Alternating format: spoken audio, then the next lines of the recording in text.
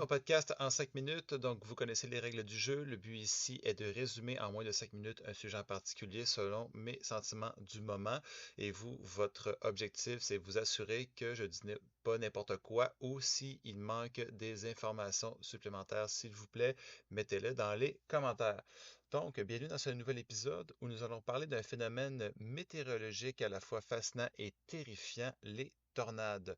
Ces colonnes d'air en rotation rapide, capables de dévaster tout sur leur passage, suscitent à la fois peur et curiosité. Mais que sait-on vraiment des tornades? Comment se forment-elles? Où et quand apparaissent-elles? Et quels sont les exemples les plus marquants de ces tempêtes impressionnantes? Commençons par comprendre ce qu'est une tornade. Une tornade est une colonne d'air violemment tourbillonnante qui descend de nuages d'orage, souvent un cumulonimbus, jusqu'au sol. Cette colonne est capable de générer des vents atteignant parfois plus de 400 km par heure, ce qui la rend extrêmement destructrice. La forme classique est celle d'un entonnoir, mais elle peut aussi prendre des formes plus larges ou irrégulières. La formation d'une tornade est liée à un mélange très particulier de conditions atmosphériques. Elle commence souvent dans une supercellule, un type d'orage puissant caractérisé par un courant ascendant rotatif appelé mésocyclone.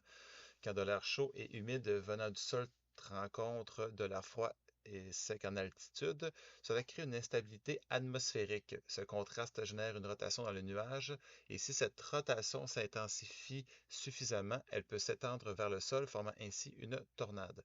En termes de localisation, les tornades se produisent principalement aux États-Unis, notamment dans une région connue sous le nom de Tornado Alley, un vaste territoire s'étendant du Texas au Nebraska où les conditions sont idéales pour la formation de ces phénomènes.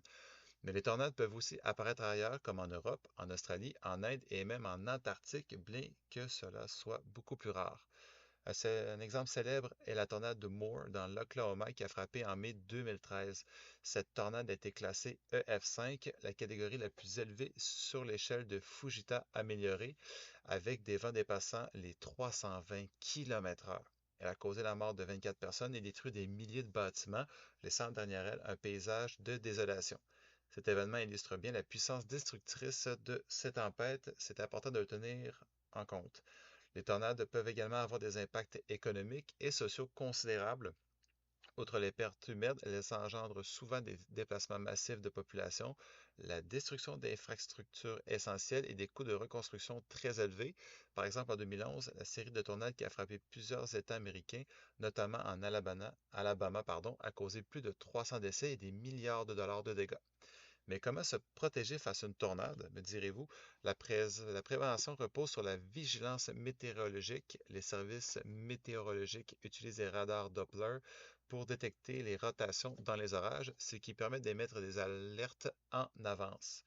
En cas d'alerte, il est conseillé de se réfugier dans une pièce sans fenêtre, idéalement un sous-sol, et d'éviter de rester dans une voiture ou une maison mobile qui peut être considéré comme étant très vulnérable. Enfin, il est important de souligner que les tornades, bien qu'impressionnantes et dangereuses, font partie intégrante du cycle naturel de la Terre. Elles participent à la reconstruction de l'énergie atmosphérique. Comprendre la formation et le comportement nous aide à mieux anticiper leurs effets et à sauver des vies. Donc, en résumé, merci d'avoir écouté le podcast. Assurez-vous que si jamais il manque des informations ou que je suis dans l'erreur, n'hésitez pas à commenter. Le but ici, c'est d'ouvrir la discussion et tout simplement de se divertir et s'amuser dans des sujets complètement différents. Donc, je vous dis merci beaucoup. À la prochaine pour un nouvel épisode.